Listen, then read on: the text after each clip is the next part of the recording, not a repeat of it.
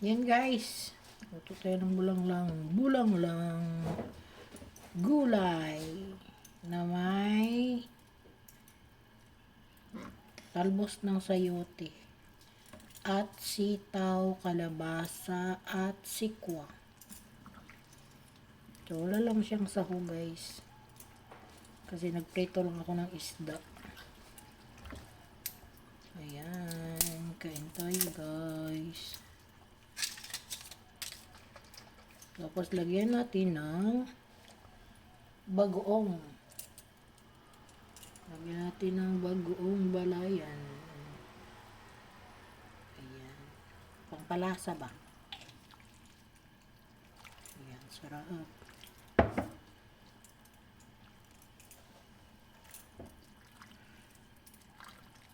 Lang kayo siya. Anuin muna natin.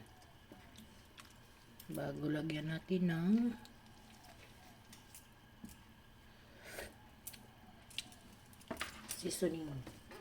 seasoning powder.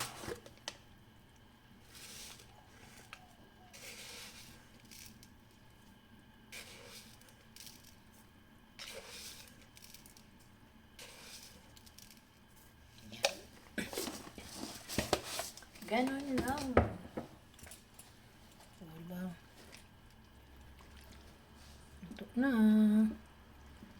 Then cooking na guys. Yan ang ating ulam sa tanghalian. Sabaw. Tapos nagprito ko ng isda. Ayan. O, diba? At magprito tayo ng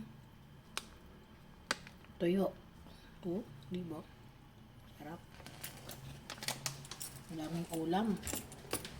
Tsaka ito yung aking pritong isda. And nagluto din ako ng broccoli with egg. Ayan, luto na siya guys. So, tapos nito, maluto na itong ating sabaw. Magprito na lang ako ng tuyo. Ayan. Hanggang dito na lang guys. Maraming salamat sa inyong panonood. Thank you for watching. Bye-bye.